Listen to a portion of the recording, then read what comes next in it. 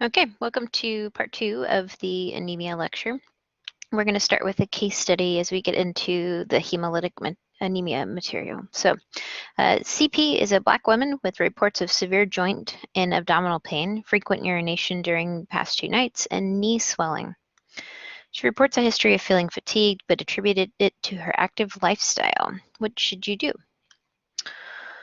Okay, so just like in our iron deficiency anemia case study, we're going to need to get some more information. Ask about family history, ask if she's got any previous conditions. And it sounds like she does have an anemia because of the fatigue, but the addition of the joint and abdominal pain, the frequent urination, knee swelling, those are all interesting and worth paying attention to. So yeah, just get some more details about what brought it on and those sorts of things. So hemolytic anemias are the third type. It's where you get this destruction of the RBCs and quicker than you can make new ones. Okay, so the picture there on the right is from your book, and it cracks me up. That is attacking red blood cells. So they have the general presentation of anemia because they do have an anemia with, decreased perfusion to tissues, those sorts of symptoms of jaundice and enlargement of the spleen and liver. So the jaundice is because of the destruction of the cells, and then the spleen also just gets, chewing up the old cells. So yeah, those specific symptoms are not associated with other anemias. They're just associated with hemolytic anemias, okay? So important for you to know that. And with the destruction of these cells, the material can get into the kidneys and start plugging them up. So renal function is a really important thing to maintain, so you don't get intrarenal renal failure. So hydration, hydration, hydration. So a specific type of hemolytic anemia is sickle cell disease, and I know you've heard of this. The picture there shows a rendition of what a sickled cell would look like. They actually do take that kind of shape instead of being like a round donut. It is inherited, it's recessive, and the problem is in the hemoglobin itself. It is screened for in neonatal screening, so it's found in babies. It is incurable, and it can have significant impact on the quality of life. So it is triggered by a low oxygen tension in the blood. When you see these guys, you're going to want to look for infection, okay? Because of the low oxygen tension, it makes sense that you're going to want to treat them with oxygen, okay? So if we can get them oxygenated, then we can reverse that sickling process and the fallout that happens when you have all these weird shaped cells. So you get really, really extreme pain from these red blood cells that are in this weird shape. And when they get weird shaped like that, they get stuck in your vessels, and that can cause hypoxia to the tissues. So just like your heart hurts when it gets less oxygen, your tissues hurt when they get less oxygen too. And you can actually get necrosis of these tissues. And the progression is that you can have life-threatening shock because of this lack of oxygenation to the tissues and decreased volume circulating in the blood. Okay, so it needs to be treated very aggressively and taken very seriously. So we've got a couple of illustrations here. You've got normal hemoglobin with your little 4-chain setup that creates these little kind of inner tube looking cells there on the left. And they're flexible and they can squeeze through small spaces and they just do their red blood cell thing. Then you've got your sickle cell, weird shaped red blood cells that are on the right with these long chains. They're not flexible. And they get stuck in these small capillaries and cause this blockage of these vessels, which decreases oxygenation everywhere. And on the right is a picture of all the areas that are affected by sickle cell. So it can affect every body system, right? Because everywhere needs blood, and all of these little capillaries and things can get blocked up. It can cause heart failure. It can cause blindness. It can cause hemorrhages in your brain, all sorts of craziness. So make sure you take some time to look at that illustration from your textbook. Okay, back to our case study. We get some more history on her, and she had an episode of symptoms like this with the joint pain, abdominal pain, frequent urination, fatigue, knee swelling when she had pneumonia. So remember we talked about how infection can precipitate these episodes. So you don't usually have joint pain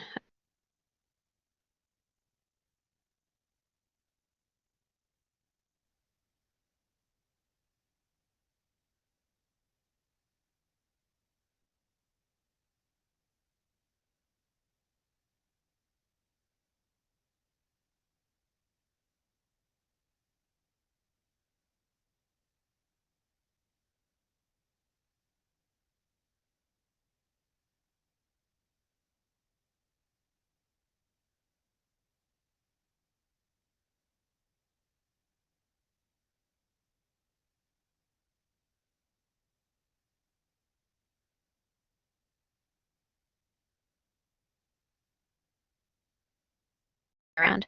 Treat whatever underlying infection you have so you can prevent this from, continuing, and then just rest to allow the tissues to get as much oxygen and blood flow as they possibly can. Another type of hemolytic anemia is acquired. So it's just like, something that just happens to you, right? So the cells are getting destroyed from outside factors. So physical destruction, dialysis can actually cause this. If you put somebody on bypass for like a heart surgery, artificial heart valves, that's what that picture is in the middle. Fun fact, my dad actually used to make these artificial heart valves at the company he worked for. He made the little inserts in the middle, the little flaps that open and close. Pretty cool technical job, really small, precise measurements, and he ran a machine that made these little guys. So if you have abnormal vessels, they get just kind of like turbulent flow that can cause damage. Antibody reactions. So when we start talking blood transfusion reactions, when we talk hemolytic reactions, that's what we're talking about. And then autoimmune, you can destroy your own cells. And then infectious agents. Actually, did you know that malaria, which is a picture there on the left, that invades your red blood cells? And that's part of its pathology. So I didn't know about that before. It's pretty crazy. So thrombocytopenia, so this is when you don't have enough platelets. So we're moving away from our red blood cell friends and we're now moving into platelets, which is just another component of your blood, right? So platelets are in charge of clotting stuff. If you don't have enough platelets, you can have bleeding from either minor trauma or no trauma at all. You just spontaneously start bleeding. So risk factors are things like ITP. I actually took care of a little girl that had ITP, immune thrombocytic purpura. Don't spend too much effort learning all the ins and outs of these particular disorders here. It's just more information. But she came in with bruises all over. And so initially I think she was like 4 or 5. She looked like she had been beaten. And so we thought it was a child abuse kind of case, but it turns out she had a virus, and this virus triggered this low platelet count. So yeah, it's interesting. DIC, disseminated intravascular coagulopathy, I think is what it is, where you use all your clotting factors and then you don't have any more, and then you just bleed, bleed, bleed. So you would chew up all your platelets too. And then cancer, so things like your leukemias, lymphomas, myelomas, certain drugs like chemotherapies can cause these. And it makes sense that your symptoms would show up as bleeding, right? So patients can be asymptomatic, but most common you get mucosal bleeding, so epistaxis, so a nosebleed or gums bleeding. And then on the skin, you can get petechiae, which is what you see on the left-hand side here. or here on this clavicle area. And then here on the right-hand side, it shows you the difference between petechiae and purpura. So purpura is where you get these bigger collections of bruises. And then an ecchymosis is just a big bruise.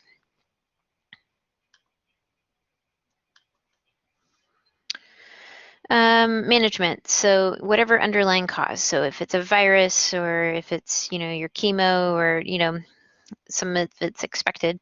But if you have a precipitating factor you can control, you want to correct that. Vital signs, we're going to look for bleeding, right? So if you have a patient who's bleeding, what would you expect their blood pressure to do?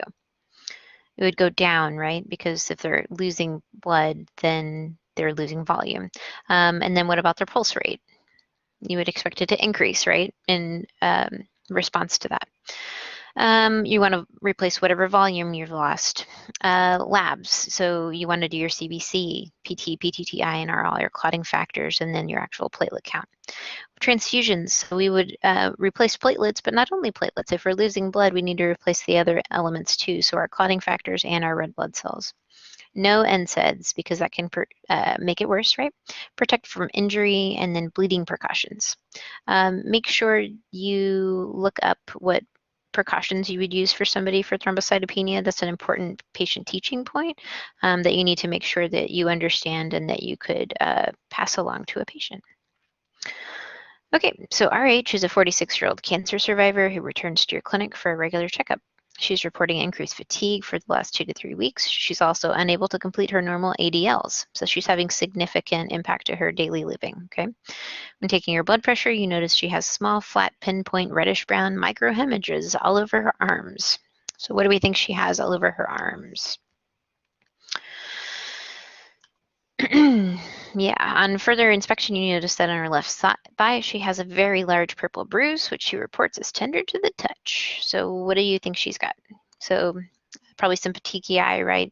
And some ecchymosis. So if she's bleeding, that explains the fatigue. And that would be a presentation that you would expect, okay? So complications of thrombocytopenia, of course, it's bleeding, right? But there are some places you don't want to bleed from. So think about all the different areas you can bleed from. Hemorrhages can be over time or acute. Internal bleeding can manifest as weakness, fainting, tachycardia, abdominal pain, hypotension. You can bleed from all sorts of areas, right? So from your nose, from your urinary tract, from your GI tract. You can bleed from the top of your GI tract, the bottom of your GI tract. But one of the most dangerous places to bleed from is your brain. So that's the picture of a CT scan, and that whole right side where the arrows are pointing, that's all blood. And what happens is when you get bleeding in your brain, it compresses your brain, and your brain does not do good with compression. So it can actually be fatal. So if you've got somebody with thrombocytopenia who falls, it can be lethal. So make sure you look up what kind of precautions you're going to teach your patient about to try to keep them safe, because safety is your primary nursing diagnosis with these folks. Because if they fall and bleed or they, get injured in some way, it can be fatal. Neutropenia. So now we're going to talk about our white blood cell friends, okay? So leukopenia is this decrease in overall white blood cells, and that number is less than 4,000, but neutropenia is the one we kind of focus in on. Particularly the ANC, anything less than 1,000 puts them at risk for lethal infections, okay? Most common factors are chemotherapy or some immune therapy. Actually, I have a friend whose kiddo is got a leukemia, and he has to wait till his ANC levels get above a certain point before he's allowed to be discharged because he's at risk of infection. And the problem is that they can't mount an immune response, okay? So they're not going to have inflammation, they're not going to have pus. If they are sick, they're not going to have the same fever response just because their immune system can't jump to action. And they can quickly go into sepsis and then death. So even a low-grade fever, anything greater than 100.4 can be a medical emergency. Usually if somebody comes in with a fever of 100.4, we kind of blow them off, but not if you're neutropenic, okay? So we treat it very aggressively. You need to get blood cultures first so you can see if they have any bacteria growing in their bloodstream. And then you need to get those antibiotics broad spectrum on board ASAP. Within 1 hour is usually the measure. And then neutropenic precautions. So neutropenic precautions, I want you to look this up too. But the gist of it is nothing that's uncooked. So no fresh veggies, no fresh fruit, no uncooked meats. Physically washing hands. They can't have any flowers in their room because it can expose them to molds and fungus. Everybody has to wear masks because any exposure to any foreign substance can cause lethal infections for them. All right, it's just another cute little thing. Okay, so blood. We're going to talk briefly about blood administration. So spend some time making sure you understand who can get what type of blood. So your O negative person is the universal donor, so anybody can get O negative blood. Your AB positive is a universal recipient, so they can get anybody's blood. But make sure you understand who can get what. So your O people are limited as to what they can get, but they can give to most people. And then you've got your positive and your negatives. So negatives cannot receive positives, but positives can get negatives, okay? So make sure just you understand all of that stuff. Okay, hemolytic transfusion reactions. And so this is if you get the wrong type of blood. That's why if you ever watch blood being given, they're really militant and precise on how they check it to make sure they're giving the right type. So if you get if we have an A donor and a B recipient, if you give the donor blood to the B recipient, type A antigens enter the bloodstream of the type B recipient. The anti-A antibodies in the plasma of the B person, they recognize these and they bind to the type A blood. These ones that are bound are marked for destruction, okay? So this whole hemolysis process starts and the hemoglobin gets released, okay? So hemolytic transfusion reactions are very serious and you definitely don't want to give the wrong type of blood to anybody. This is a helpful illustration, so more details on that hemolytic transfusion reaction. Low back pain, because you can actually start plugging up the kidneys, like we talked about with hemolytic anemia, with these damaged cells. Hypotension, tachycardia, they can get fever and chills. Chest pain, tachycardia, they get blood in their urine. And the onset can be immediate, okay? Another type of reaction is febrile reactions. So it's usually if you have some sort of like you haven't washed the bloods of all of like the extra stuff. If you haven't like cleaned out the leukocytes, you can have this febrile reaction. So they can get fever, which makes sense, flushing, tachycardia, anxiety, headache, chills. An allergic reaction just is like an allergic reaction. So hives, facial flushing, they can get short of breath, bronchospasm, anxiety. And then we're going to talk about what your response is here in a second.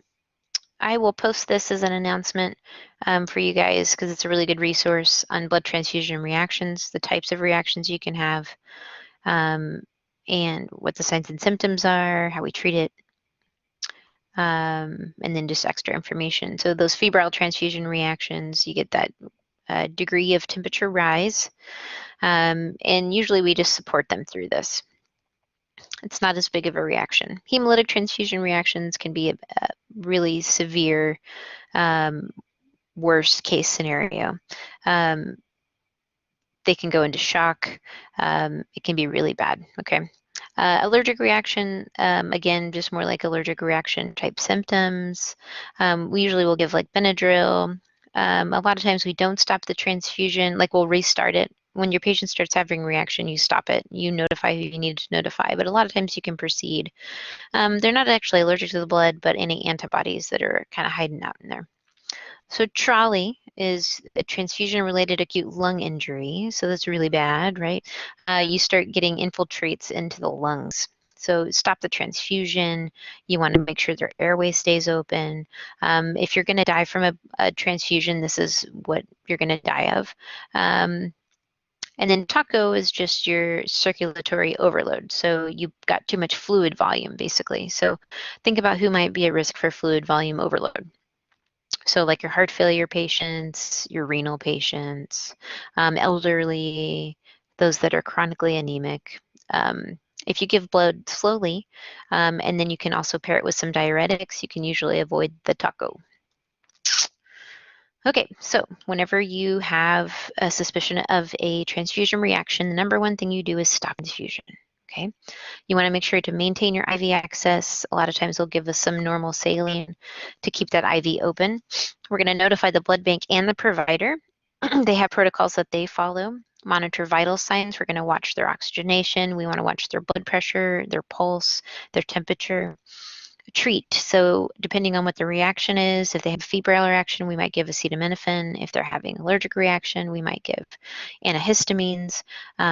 Oxygenation, if their O2 sat is low or they're feeling short of breath. Save all the tubing, the bag, everything. It's going to get retested to see what the problem was. Collect some lab work and some urine to, again, double check and see and make sure that we got the right blood for the right patient. And then we're checking the urine for blood. Because remember, with that hemolytic reaction, those destroyed cells are going to show up in the urine. And then document, document, document. Okay, we're going to do this transfusion practice on Thursday. Okay, make sure you understand the different types of blood products, okay? So albumin is something that we replace. Usually a place that you see it is with our liver patients who have low albumin levels, because albumin is made there in the liver, and if the liver is broken, then you can't create it, right? And so you can get some really significant ascites because you get this leakage of the fluid into the extra tissues. Also hypovolemic shock. So if you give some albumin, it pulls fluid back into the space where you want it to be. Chiroprecipitates. So it replaces the fibrinogen. It also has some clotting factors. So if you've got somebody who's bleeding or at risk for bleeding, like your liver folks or people who are experiencing DIC, chiroprecipitates would be something that we'd give them. Fresh frozen plasma is the liquid part of the blood. It's helpful in hemorrhagic shock. It also has clotting factors. So instead of just replacing with like IV fluid, this gives you a little bit more stuff with that clotting factor. So you'll see FFP in that case. And then packed red blood cells, those are for your anemic patients who are symptomatic. Remember we talked about with febrile reactions, a lot of times they're reacting to antibodies. If you wash and filter them, you can avoid some of that. And then platelets, if you've got thrombocytopenia, then we would replace platelets. Also, if you're bleeding from your thrombocytopenia, we probably would replace with some red blood cells, so some packed RBCs. And if you're bleeding significantly enough, we might throw in some FFP or Chiro, so just depending on what's happening with your patient. All right, so we are done with the material for now. We're going to do 2 case studies and some practice on hemolytic transfusion reactions on Thursday, so please come prepared because then you'll get the most out of our time together. This material, again, there's just a lot of it, so try not to get overwhelmed, and we will get through it and do your best to keep organized with how you're studying. Whatever you can do to try to categorize these guys and make some connections between them, it'll just make it easier to understand. So, all right, I will see you guys on Thursday.